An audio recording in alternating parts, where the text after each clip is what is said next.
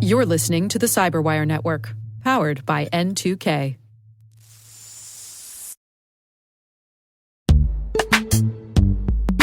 And now, a word from our sponsor, SpyCloud, the cybercrime analytics leader.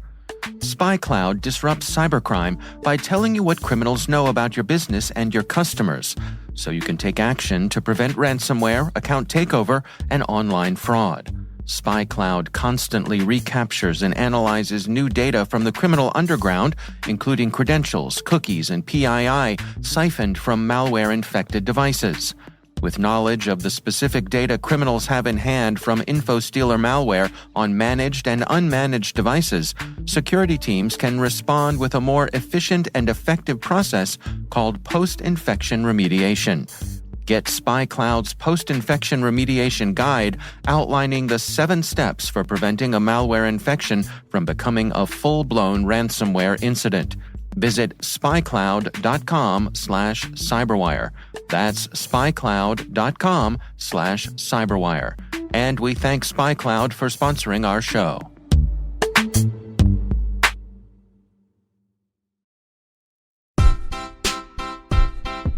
Hello, my name's Jack Chapman, and I'm the Vice President of Threat Intelligence for Egress.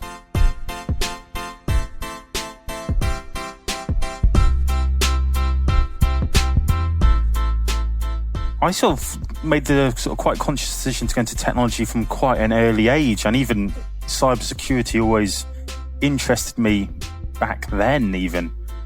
I grew up with 2 parents who were police officers, so as you'd imagine, in the physical world I got away with absolutely nothing. And then there was this cyberspace or technology space. The internet was quite new then, and that was where I could get up to trouble really. So remember having sort of some second-hand computers from my dad's work at home, and always like dismantling and building those again. And remember I'm of the age where schools were just starting to get computers in and starting to have the first sort of IT lessons. And it was all quite a new world for everyone at the time.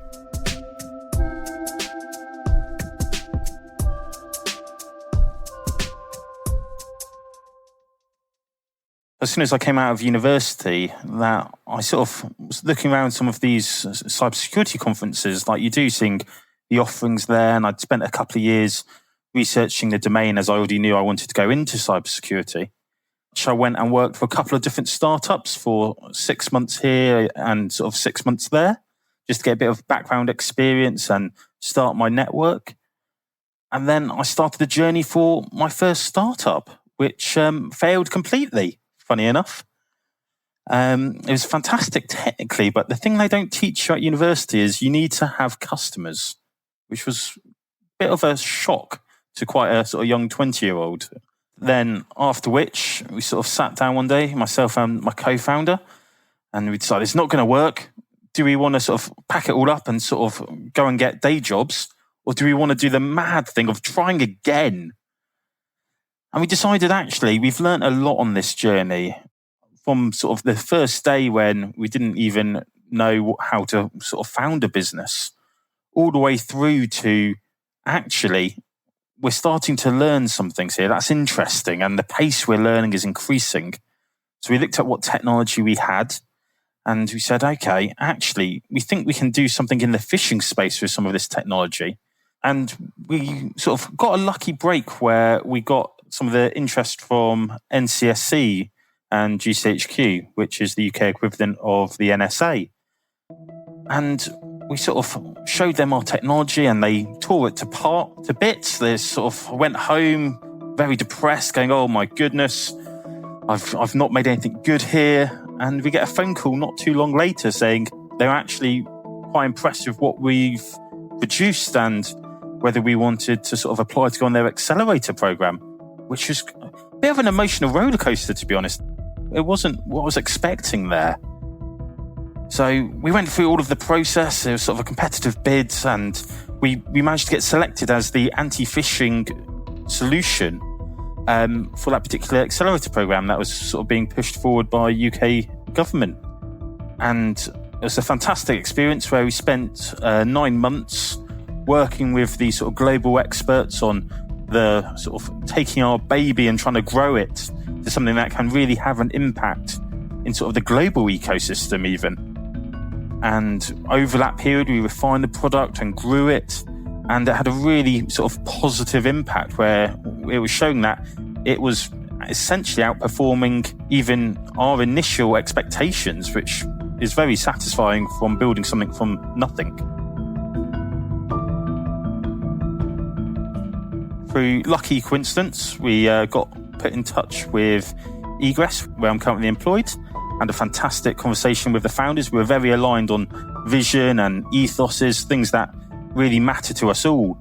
And it's been sort of a bit of a fantastic journey, very sort of going from that small team where you're still trying to do your initial sort of proving the market with your product to sort of do multi-million pound revenue a year business. We did want the same mission for that product. We can drive this faster and sort of better, for lack of better words, together, rather than the speed I could have done it on my own or with my smaller business. So it's been a really good experience, and especially from a lot of my colleagues who have done a similar experience, I was really thankful because I've heard so many times where it's gone wrong. I was very nervous to begin with, but it's all turned out incredibly well, to be honest. So my formal title is VP of Threat Intelligence, but in some ways I'm Egress's chief bad guy. I'm the one who sort of will think like the criminals do. So most of my day-to-day is essentially enabling people, because they're all sort of very driven, and we're trying to sort of make sure everyone's enabled as much as possible to own what they're doing. And that's very important to me, that sense of ownership with people. I'm probably what you call a servant leader. My mission is to enable and shield my teams from things that will prevent them from succeeding in their missions, whatever that might look like. I'm not there to micromanage or any of those things. It's something I believe doesn't get the full results and the full enablement on seeing people grow into this role. And one thing we always talk about is what is the mission of what we're doing on a daily basis, because that gives us that sense of fulfillment, which I think is very important, especially in a field like cyber where it really does have a real world impact.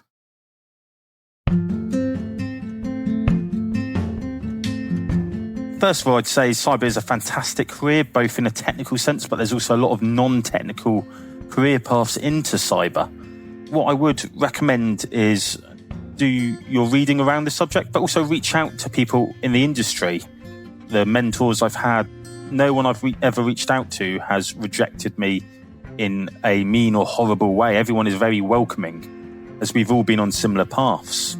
On top of that, I'd also advise of try lots of different elements of cyber. It's quite a broad church of different job roles and functions and missions. Give it a go. There's a lot of resources online where you can sort of try out different elements without having to get a job and sort of commit to certification.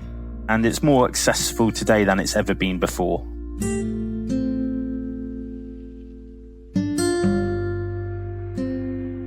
For me, it's the people around me which sort of help drive me.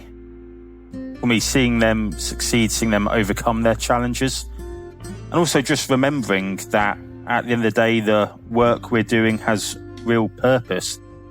With my background of having strayed onto the other side of it as a young child, the thought of frustrating criminals gives me a great sense of satisfaction. So whenever I'm having sort of a tough day, I sort of always think back to what is the mission here and how am I helping people and beating bad guys. I'd like to have had a meaningful impact to help drive our whole field forward. We see a lot of modernisation and a lot of things changing in cybersecurity at the moment. I'm hoping to play my small part where I can help drive that forward. For me, it's less being remembered as an individual. It's more around ensuring that I can leave the world slightly better than it is today.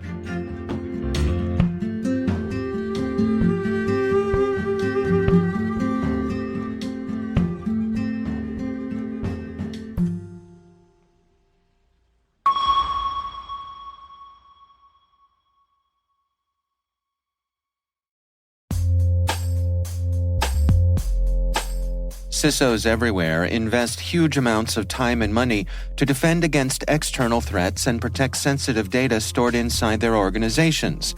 But how do they protect sensitive data that's constantly being shared outside with others? The answer is data-centric security from Virtru. It's affordable, simple to deploy, and integrates elegantly with the collaboration apps you use every day, like Google Workspace and Microsoft 365. Trusted by more than 8,000 organizations, you can try Virtru for free. Just visit virtru.com/cyberwire. That's virtru.com/cyberwire.